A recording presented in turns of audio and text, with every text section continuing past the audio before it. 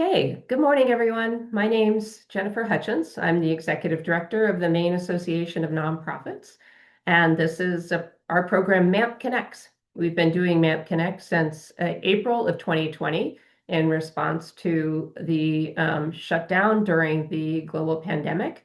And it was at the time, it was an opportunity for us to connect. At the time, it was on a weekly basis on Friday mornings because we really felt like we needed to connect with our community to support nonprofits across the entire state in trying to figure out how to operate and how to manage a really, really challenging, difficult situation. And it turned out that not only in the short term was it very helpful in bringing important information to nonprofits, but what we heard from all of you is that knowing that you were not alone was helpful in getting through a very challenging time.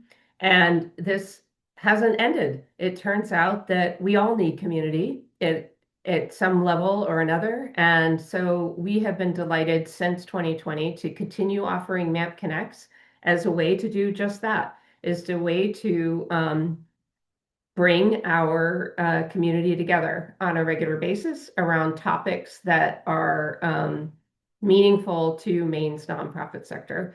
And now we do them once a month, approximately. And today we're really, really pleased to have two leaders from Maine's nonprofit community to be talking to us about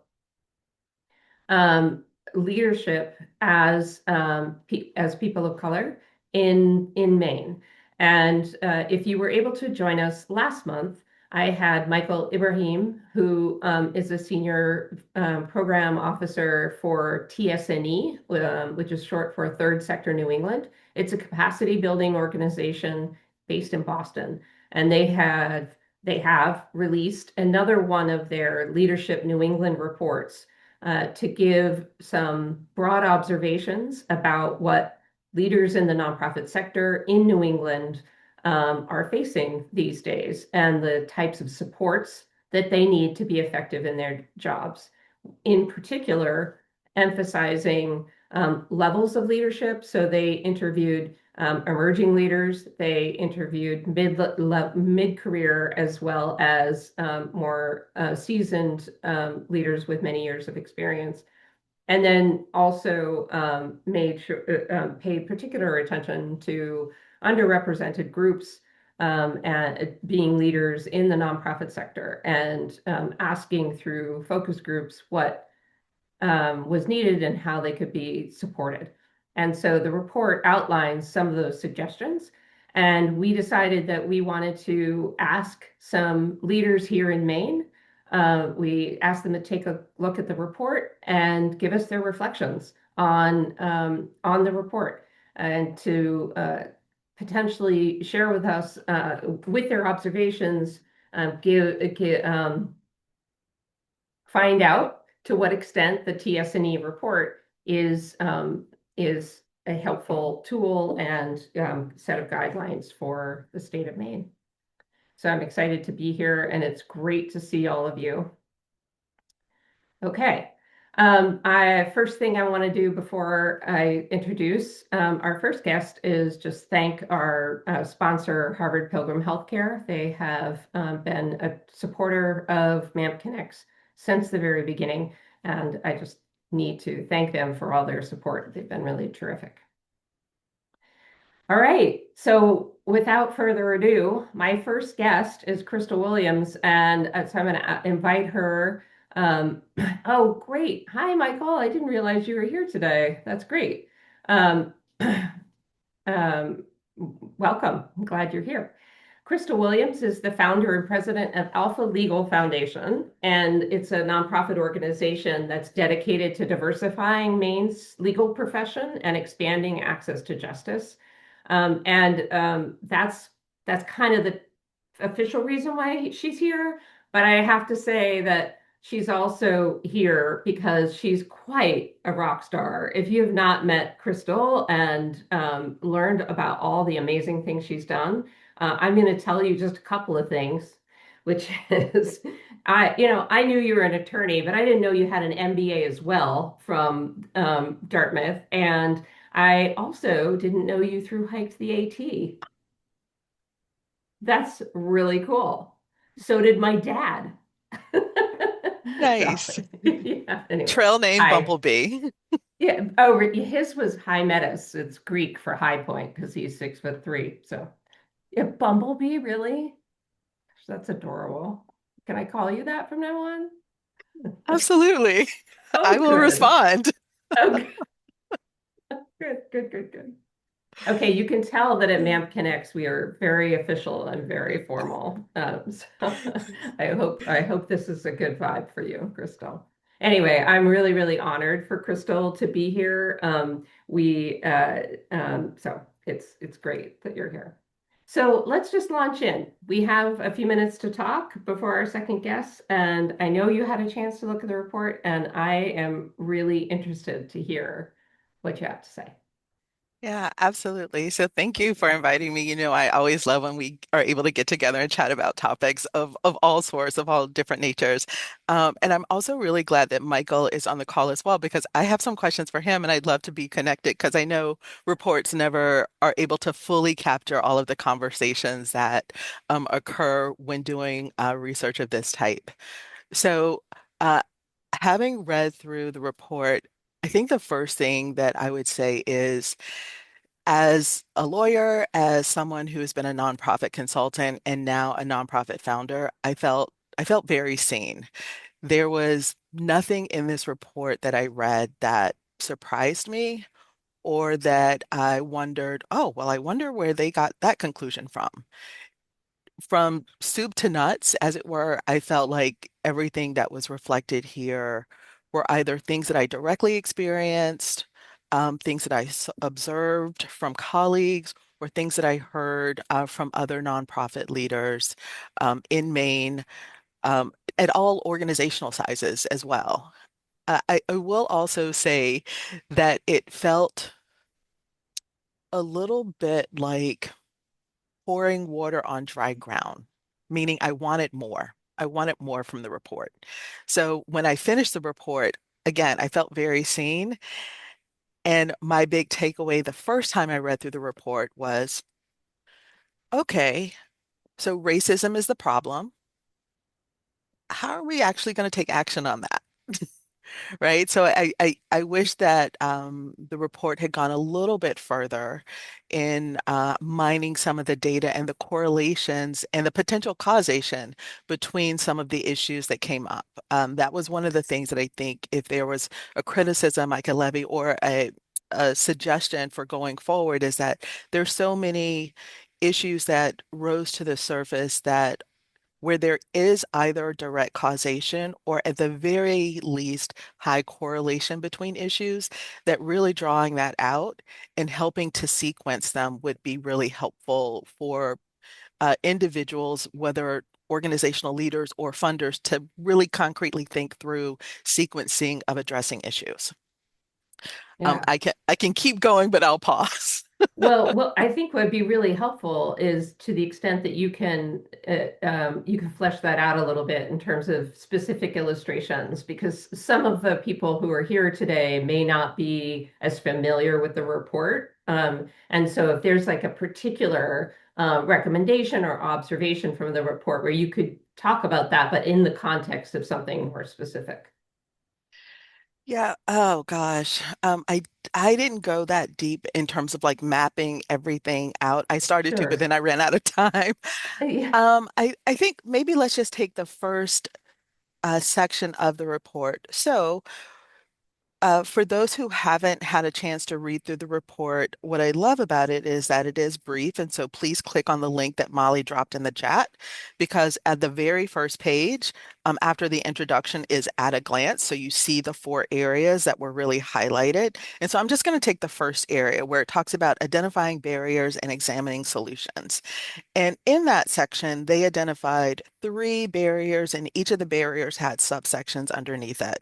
So the barriers were systemic barriers, institutional barriers, and socio-political barriers. And In the systemic barriers, one of the sub areas, the very first sub area was high staff turnover. In the second barrier, institutional barriers, the very first subsection was high rates of burnout among staff. There tends to be a correlation between high turnover and high burnout. And one could argue that if you wanted to go further into the report, there were issues of psychological safety and organizational culture. And so those are also things that correlate to staff burnout. How supported do staff feel? Which could then lead to staff turnover. So there are definitely threads of connection throughout this report that if we take a step back and look at again, either the causation or the correlation between these points, I think we might be able to, with a little bit more nuance, to tease out potential ameliorative actions. So do you want me to, I can keep going. Like, where do you want me to go? Just point me in the direction, boss, and I'll go there. I want to know what parts most resonated with you as a leader of color in Maine. Yeah. Hmm. That's such a great question. Again, it's hard for me to pick out one particular piece because, again, as I said at the top of my comment, everything in the report rang true and resonated. When I think about, I'm gonna put on my nonprofit consultant slash attorney hat. Mhm. One of the things that really struck me was the message to funders, which is multi-year support is really important. Now, putting on my nonprofit hat, founder hat, I can attest that that is really true. When I have had funders step up in whatever amount and saying, I'm committing to you, I'm committing to your organizational um, mission for at least 3 years, that now gives me something that I can plan around. And that's really important. One of the things um, that really struck me, I think, as I read the report and reflected on my own experience. And again, I offered this initially facetiously, but I think there is really a kernel of truth that we need to go back to, which is the report ultimately, the message is racism is a problem, right? And so then the question then becomes, how do we take that knowledge and make it actionable? And there are a couple of different levels to this. And so I will start kind of at the first issue, which we were talking about a little bit before this started. And I'm going to reference the Indigo Girls because I love them and they're coming to Portland. Couldn't be more excited. Um, in one of their CDs that came out in the 90s that I love, one of their songs started off by saying, "The Mississippi's mighty. It starts in Minnesota at a place that you can walk across with 5 steps down." Now, after I got my MBA from Dartmouth, I had the great privilege of working at a Fortune 100 company out in Illinois.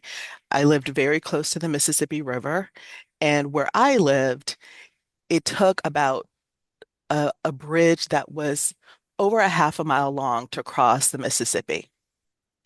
And so I was really curious and I wanted to see the Mississippi headwaters. So I went up to Minnesota and I actually crossed the Mississippi at its headwaters. It was literally a hop across, whereas where I lived, it was a much more extensive effort. And so when reports like this come out, they are really important because they do identify pieces of the landscape, but the ultimate issue, racism, is not fully addressed, right? And so we kind of treat it like it's the Mississippi headwater. So, like, if you do these 5 things, you can hop across the river of racism in America. When in reality, we're so far downstream from what started the problem that we're Mhm. more like needing the intent structures of a bridge that can cross not just a half a mile, but many miles, and all of the intricacies that that requires. Mm, And so when I look at this, the report was speaking to several different audiences. It was speaking to funders, it was speaking to organizational executives, and it was speaking to mid and new level leaders or new leaders in organizations. And the message for each of them are slightly different. And that's why I struggle a little bit to say, like, well, where do you want me to go? Because there's so much mm, there because of the organizational levers that this addresses or speaks mm, to, that the report speaks to, and the societal issues that it's intended to illuminate. So if we start at the funder level, the recommendations from this report echo and corroborate the report that came out earlier this week from Candid, which was basically, and if the link is not available, I can throw it in the chat after I finish my comments. But Candid's report was looking specifically at Black leadership and funding for Black leadership. And their findings were you need to increase long-term flexible funding, expand access to philanthropic networks and decision makers, and use institutional influence to challenge inequitable funding practices across the sector. So some slightly different terminology, but essentially the same findings that came through the TSNE report. So then the question for me becomes to funders, how many times do you need to hear the same message before you start actually implementing it? mm, Like, what else do you need? And part of what I think is an issue, like the long-term flexible funding, the opening up your network so that your funding can be multiplied across other funding partners that philanthropic funders work with, like it comes down to relational trust. And what I have seen is that very few funders are willing to get in the trenches with the leaders and the doers of the work. They see their role as we care so much about this issue, we're putting money towards it. And often that is deemed sufficient. I would propose that it's not because providing long-term flexible funding, opening up your networks requires trust, requires relationships. And those don't happen in a vacuum. You need to be, bumping up against each other's skin, up against each other's bad ideas, and kind of be in the messy Gosh. relationship in order for to develop the trust that would lead to the confidence to create and distribute long-term flexible funding and opening up your networks. So I have so many more thoughts, but I'm so grateful that this report was done because it amplifies solutions that have been articulated before and that continue to be articulated. And you can never say this enough, but it's also time for us to go beyond saying it to doing it. So I'll pause there because I know we also have another guest who I absolutely adore and can't wait to hear from. Oh, thank you, Krystal. I really, really appreciate that. It is a tall order to ask someone to talk for just a brief few minutes, but hopefully this is getting us off and having these important conversations. So thank you. Will you be able to stick around in case we need you to come back? Okay. Absolutely. Thank you. Thank you.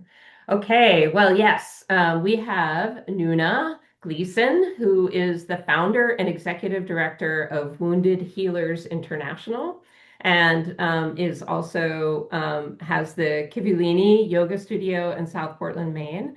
And we've asked her to come and chat with us for a few minutes. How are you doing? She also started the Maine Afro Yoga Project. And so it's great. Great to have you join us. How are you doing this morning, Nuna? I am doing good. Yeah, I must say I'm doing good. And just so you know, I have a baby with me. So in case my eye look elsewhere, that's the kind of life that I get. Yeah, yeah. Well, yes, many hearts to you, Nuna. We love the fact that you have a baby with you. We're going to jump in because, as we all know, this program goes fast and furious. Um, so as we've been talking with Krystal, the TSNE report highlights leaders' lived experience and suggestions for how to strengthen opportunities for leaders. Um, I'm curious, how have you found your lived experience and your leadership has shaped the way that you support communities in Maine? So I came to America. This is my 6 years ago, 6 year in America, and every day in those 6 years have been starting new and navigating a new world that I never thought of. And honestly, a very difficult world, nation, especially now. And so my work and my lived experience started the organization from my own experience. And when I came to Maine, I wanted to support myself. And when I was creating systems, the organization and the program that I have, I wasn't really creating them with many people in mind. I was creating them for me because that's what I did not find in America. It was hard for me to see or to know where to go. And most of it, I had to figure things myself and creating the programs that I run today. So my lived experience has a big uh, influence in the programs that we have here in Maine. And that being said, I have brought in many more people, especially, and in my conversation today, most of my conversation, I speak as an immigrant and community, meaning immigrant community here in Maine. So I have brought in many other people who we have developed programs. So not only me, I wanted to see what else is going on with the immigrant community in Maine. And so the programs that I run here in Maine are really designed by the community, and they are also provided by the community to our own community. Mhm, mhm. Um, where have you seen gaps in Maine's nonprofit sector responding to trauma, culture, stigma, and to what extent has that shaped the way that you're leading your organization? I I took time to read that report. It's long, and I was trying to get as much as I can. And one of the things that report was really talking about was many things that it talked about. I honestly, like Krystal said, I really felt seen, and somebody articulated how I feel every day in my life. And some of the gaps that the report was talking about and I have seen is the cultural gap. There is so much gap of the culture that, I keep saying in Maine, there are beautiful resources that are there for people, but they are they were made with no so much concentration of culture or maybe with the people who come. So it takes a lot of time for somebody to get those resources, which most are available, but because they are not really cultural relevant, it takes us a little bit more extra work to get the service that are there. And also, I love saying I never thought about racism until I came to America. And that word was very new to me. And thinking about what equity is, what racism, what all this is coming, I would say now, with the small knowledge that I have, is there is so much intention in Maine and in work that's done in the community, intention of equity, intention of like having inclusion, but like report says, there's no good follow-up through of that. So most of the time it remains as intention, it remains as goodwill for many organizations, but a few just don't really do the work. And the people of color and are left a lot to carry the work, to represent the community, to end up leading organization without really the same level of support from other people. Mhm. And lastly, on the gap that I have seen and I've experienced deeper is the funding. there's such a big, and then, okay, my assistant just want to join the meeting. Um, the funding that in many organizations, the funding is so much gap. There's a big gap in funding, and many organizations are not supported toward the level of the work that they carry. So there's that big gap of how much is invested, a lot of short-term funding that is not really, cannot really sustain the work that we do. Um, and this constant uncertainty of we are dealing with not only the funding, not only the resources, the constant watch out of threats. What's going to happen next? We are living, I would say we end up living in the survival mode all the time. Mhm. Mm-hmm. Yeah, for sure. Um, well, that's actually a good segue into the next question and into what you are particularly passionate about, which is supporting people in their own wellness. And Krystal and the mentioned and the report certainly does talk a lot about burnout and how people can take care of themselves. Um, what practices or strategies have helped you stay grounded given the circumstances that you have already very well described?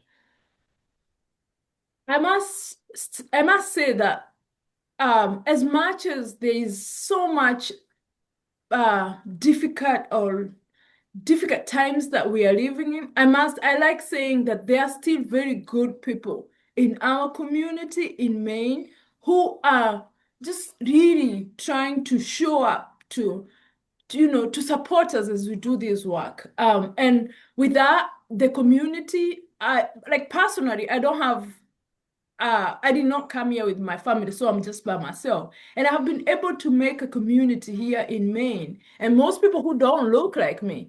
And they have always showed up and really encouraged me to do the work. So I lean on the community and the people who knows maybe how America works to help me out to figure out how. So that's one. And also, like I continue teaching movement, mindfulness. I do it mostly for myself. So I come back to what I teach. I come back to my movement. I come moving my body more and coming back to my mindfulness is how I mostly stay grounded. And maybe I am lucky enough. I'm able to find a therapist who is able to support me through the work. So I know most of people in my community don't have access to a therapist, but for me to be sane and to live in this country, how and be able to support other people, I'm so lucky that I know that there are therapists and I have therapy and I follow it through to support me through this journey. Yeah, great.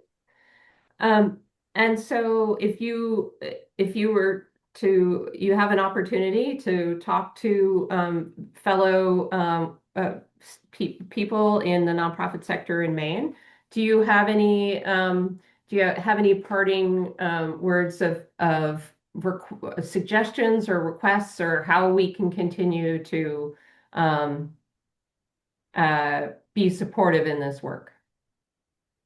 I think what I can say for other nonprofit doing good work to support the community, I can only say, number one, thank you that they have the passion to support and also encourage them to do a little bit, go an extra mile for the inclusion and equity work to be successful. To see how really we can follow through that intention. May it be more training, more development. And honestly, I also encourage people that it's not about nonprofit. This work of racism and equity, it's personal. It's beyond the organization. So I encourage people to not do it because they are part of nonprofit, but do it because they want that equity for themselves. So to go extra mile and have and understand the other people's culture, look into their programs that are already designed. How can feel confident to reinvest, to redesign them with all people in mind. If they were made before we arrived here, how can they invest in redesigning them and inviting us on the table so that we can say what worked for us, so that their program can be for all people without them feeling as if they have to do so much extra to get people in the services. And to the fathers who maybe are listening to me, is to really look into how can they invest in existing organization and more funding and unrestricted funding that we get funding, and then there is so much report to be done that we have very few capacity to do the work.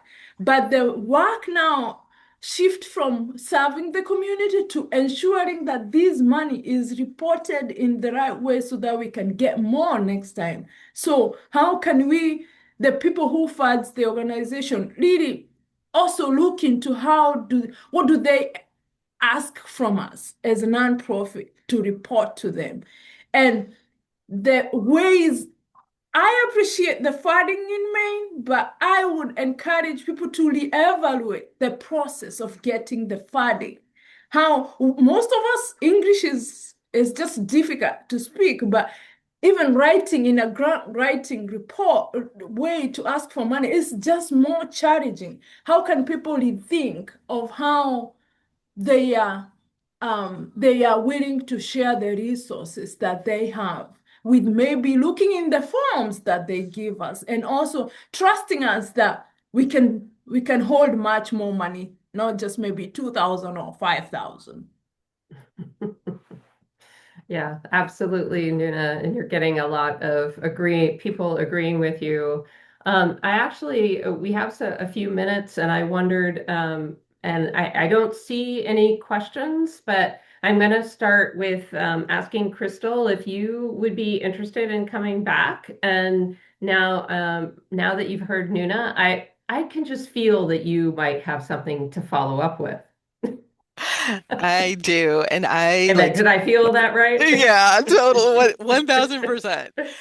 And I like Nuna, I appreciate you so much and I just love everything that you said. And I also want to add, so in my comments, I didn't share much of my personal story. And so I want to take a moment to do that because I think it adds more context to what I'm about to say next, which is, you know, Jen dropped into my story once I was kind of already on the upswing and I had already gone through institutions that give you credibility in society. I grew up in a Habitat for Humanity community in North Carolina. I went to public schools. My father was a police officer. My mom is chronically mentally ill. I am the second oldest in my family of seven children, but the oldest female. So, particularly in multi-generational US-based Black culture, that role for a female to hold means that I had a lot of responsibility at a very young age. More recently, that resulted in a diagnosis of CPTSD when I was just kind of spinning my wheels and saying, like, what is it? Why am I in this rut? Like, why am I not kind of seeing some of the evidence of moving forward in my life that I want to see?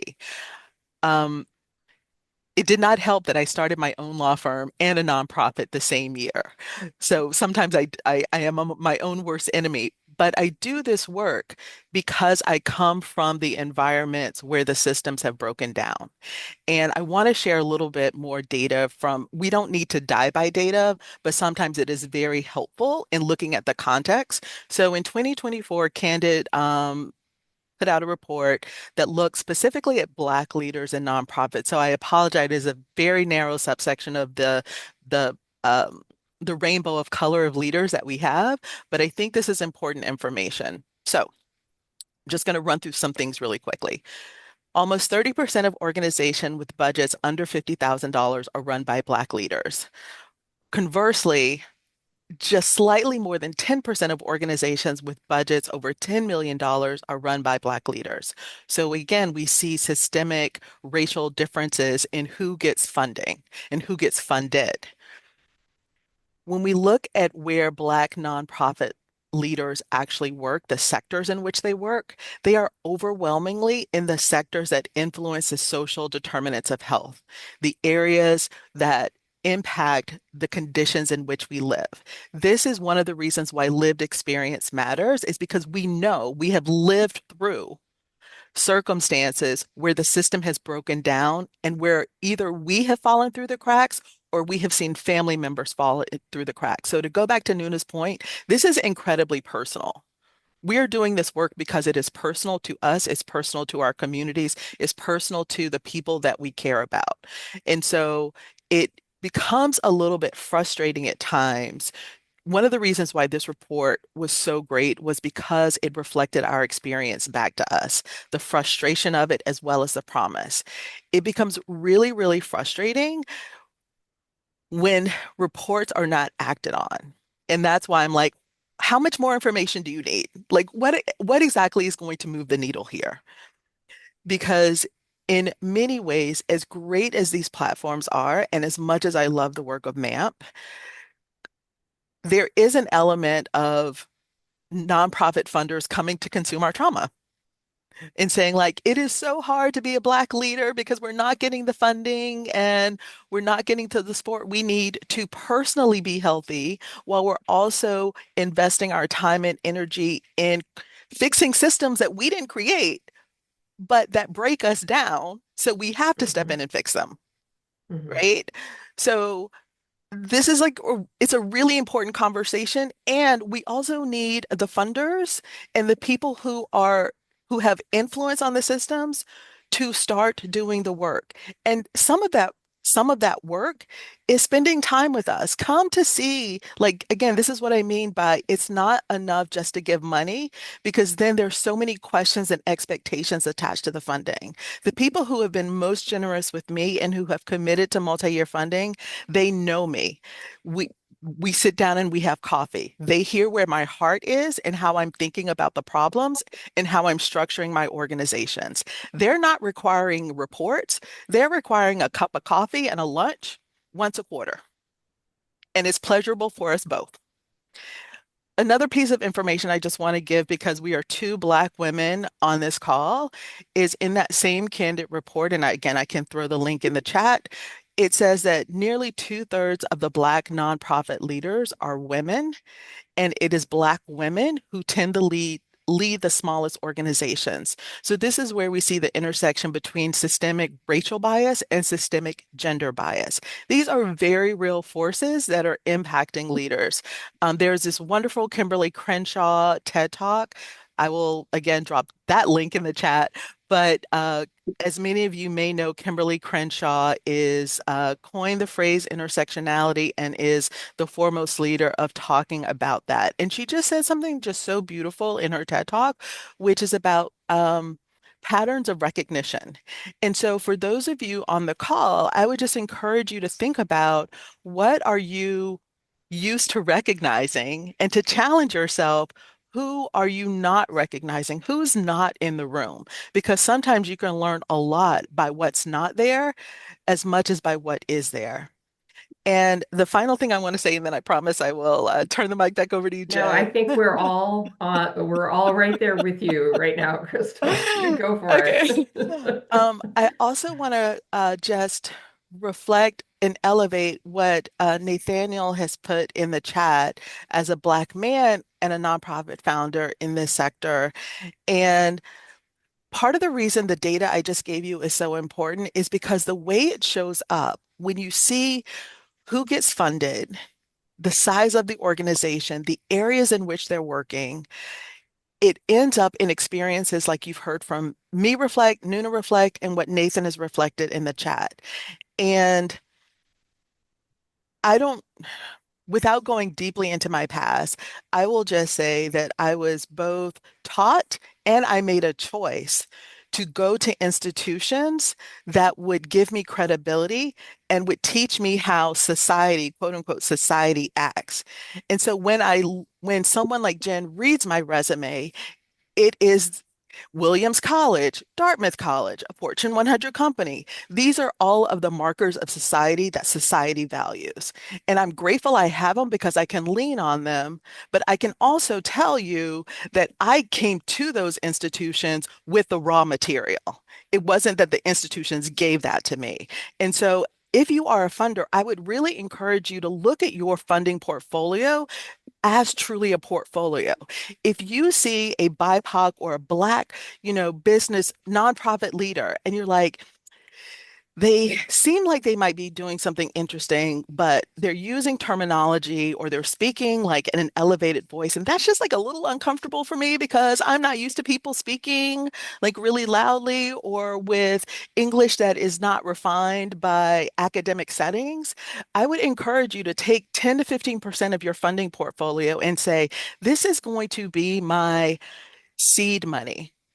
This is going to help me learn while also helping nonprofit founders that I might not be comfortable with. So this gives you a risk mitigated way to think about how you fund and who you fund. Thank you.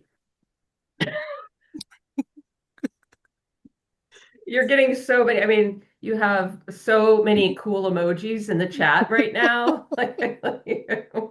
Um, wow. Nuna and Krystal, really, really grateful. And I completely hear you, Krystal, what you've said, and Nuna, what you've said. Both of you have just shared such important, powerful. I'm really, really grateful for your time and your generosity in coming and talking with me today. I'm really, really grateful.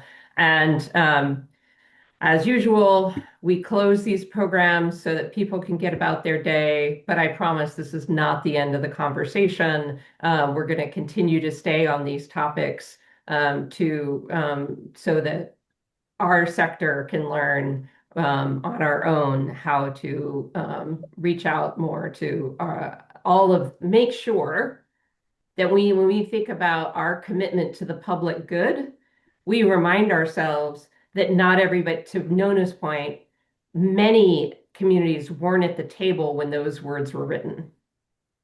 Many of the people in the nonprofit sector are from have backgrounds and experiences that weren't part of the decision making that set up those IRS words that we're all beholden to decades ago.